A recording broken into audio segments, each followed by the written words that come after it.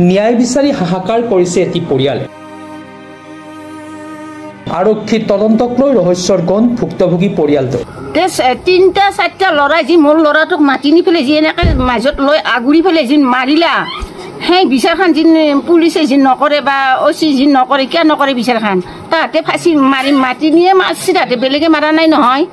তাহাঁতি নকটাই মাতি নিছে, মাতি নি পেলাই ফাঁচি পেলাই মাৰি ফেলছি চলটোক, মাৰি ফেলছি। তেনে পুলিচে বিচাৰখন কৰিব লাগে না নালাগে? হে, কিন্তু থানাই টাকা কৰাল টাকা লৈছি, টাকা লৈ থানা মনে মনে বহি আছে, বেলেগ কেছ একো নাই। টাকা তাহাঁতে খাচি খাই পেলাই তাৰমানে মোৰ আসামি ধৰিব নোৱাৰে, ৰাতি কিয় ধৰিব নোৱাৰে আসামি? ইজনক লগি থানাই একো তদন্ত লোৱাই নাই।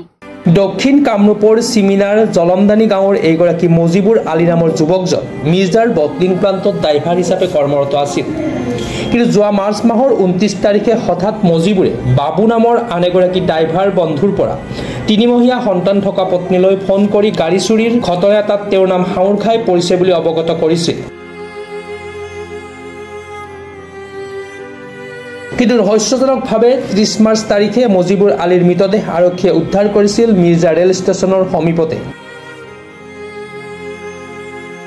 উক্ত ঘটনা ৰেলে খুন্দিয়াৰ ফলত সংঘটিত হোৱা বুলি আৰক্ষীয়ে পৰিয়ালৰ লোকক কৈছিল যদিও পৰিয়ালৰ একান্ত তদন্তৰ ভিত্তিত ৰেল বিভাগৰ লোকে দিয়া তথ্য অনুসৰি সেইদিনা কামাখ্যা যোগীঘোপা সংযোগী ৰেলপথত কোনো দুৰ্ঘটনা সংঘটিত হোৱা নাছিল। সেয়েহে পৰিয়ালৰ লোকে পলাশবাৰী আৰক্ষী থানাত পত্নীলৈ অহা ফোনৰ ভিত্তিত মজিবুৰৰ বন্ধুৱে মজিবুৰক হত্যা কৰি আত্মহত্যাৰ ৰূপ দিয়া বুলি দাবী তুলি এজাহাৰ দাখিল কৰিছিল।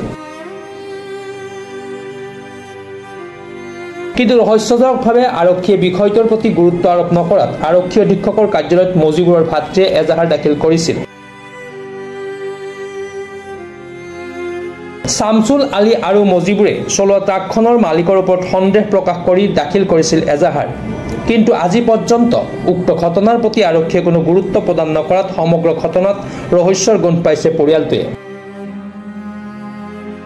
এতিয়া প্ৰশ্ন হয়, কিয় এই বিষয়টো গুৰুত্বপূৰ্ণ হিচাপে গ্ৰহণ কৰা নাই আৰক্ষীয়ে? এজাহাৰৰ দাখিলৰ পিছতো আজি 6 মাহ উকলি যোৱাৰ পিছতো কিয় পৰিয়ালৰ লগত যোগাযোগ কৰা নাই আৰক্ষীয়ে? নিউজ ডেস্ক ৰিপৰ্ট, প্ৰাতঃ টাইম ডিজিটেল। অসমৰ সংবাদ জগতখনৰ বাবে এক সুখৰ খবৰ। আপোচবিহীন ৰাইজৰ কণ্ঠ সাপ্তাহিক কবচ পুনৰ এবাৰ অসমৰ ৰাইজৰ মাজলৈ।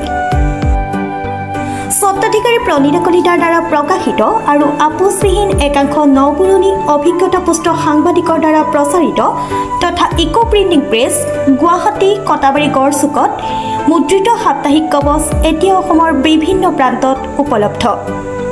আমাৰ ঠিকনা মুখ্য কাৰ্যালয় অসম ফৰেষ্ট স্কুল হৰিমন্দিৰ পথ গুৱাহাটী আৰু উপ কাৰ্যালয় কলিতা মাৰ্কেট বিজয়নগৰ কামৰূপ অসম।